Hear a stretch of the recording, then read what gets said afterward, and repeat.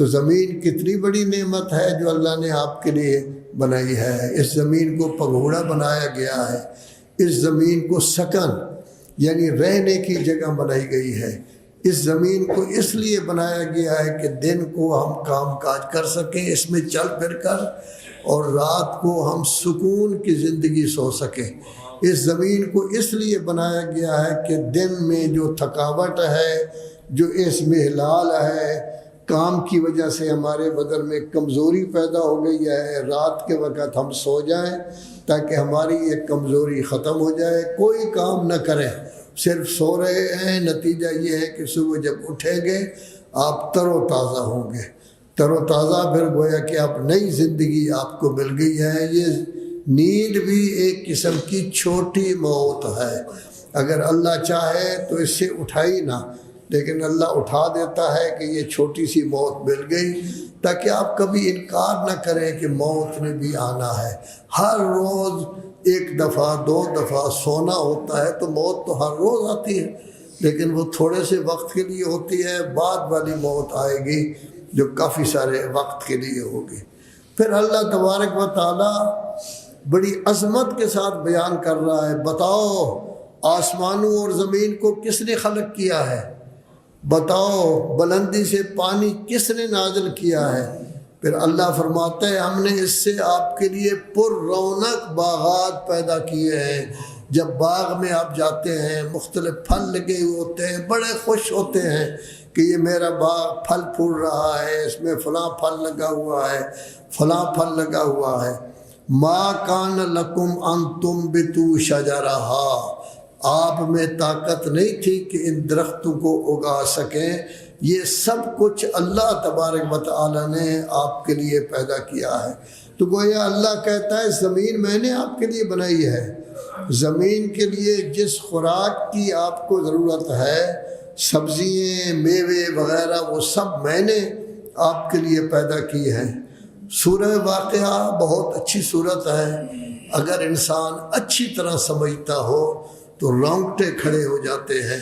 اس میں بیان کیا گیا ہے کہ انسان کو 3 حصوں میں تقسیم کیا جائے گا۔ بعض مقربین انسان ہوں گے، بعض دائیں جانے والے ہوں گے، اچھے لوگ ہوں گے وہ بھی، بعض بائیں جانے والے ہوں گے۔ ان کو کیا انعام ملے گا، ان کو کس قسم کا عذاب ہوگا، کس قسم کی تکلیف، یہ ساری چیزیں اس میں بیان کی گئی ہیں۔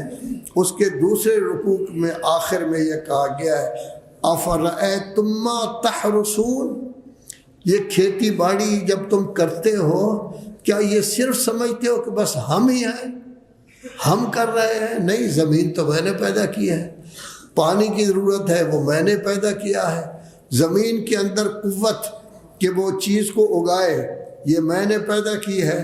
انتم تزرعونہ ام نحن الزارعون، کھیتی کو پروان آپ چڑھاتے ہیں یا ہم چڑھاتے ہیں؟ تو ظاہر ہے کہ اللہ ہی چڑھاتا ہے۔ پھر اللہ تبارک و تعالی فرما رہا ہے اگر ہم چاہتے تو اس کو چورا چورا کر دیتے، اس وقت آپ پریشان ہو جاتے کہ دیکھو جی اتنے مہینے میں نے زحمت کی ہے، میری کھیتی بڑی آباد تھی، اب بالکل ٹکڑے ٹکڑے چورا چورا ہو گئی ہے، اس میں کچھ بھی نہیں بچا۔ بتاؤ اس وقت آپ یہ کہیں گے ہم تو محروم ہو گئے۔ تو یہ سب کچھ اللہ کرتا ہے، آپ کا کام ہے حال چلانا، آپ کا کام ہے اس میں گندم کا دانہ بھی بوجھنا، لیکن ہمارا کام ہے اس کو اگانا، اس کو پروان چڑھانا، اس کو کامل کرنا، اس کو انتہا تک پہنچانا، اس سے گندم کا پیدا کرنا، یہ سارے کے سارے ہمارے کام ہیں۔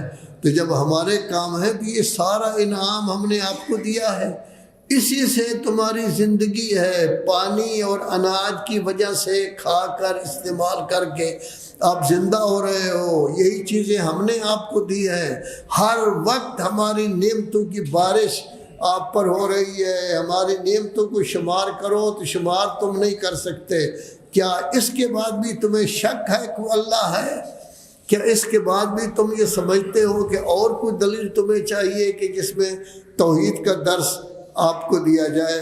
تو اللہ تبارک و تعالی ارشاد فرما رہا ہے وَلَقَدْ مَكَّنَّاكُمْ فِي الْأَرْضِ وَجَعَلْنَا لَكُمْ فِيهَا مَعَائِشَ، ہم نے آپ کی پوری زندگی کا سامان زمین کے اندر رکھا ہے، زمین کے اندر ہر وہ چیز موجود ہے جس سے آپ کی زندگی کا نظام چل سکتا ہے، اور ہم نے ان کو باقاعدہ تمہیں قدرت دی ہے، اختیار دیا ہے، حق دیا ہے کہ زمین کے سینے کو ہل کے ذریعے چیرو، زمین کے سینے کو شگافتہ کرو، یا جگہ ایک آدمی کر کے اس میں ایک گٹھلی ڈال دو یا اس میں گندم کا ایک دانہ ڈال دو تاکہ، لیکن پیدا کرنا ہمارا کام ہے، تمہارا کام نہیں۔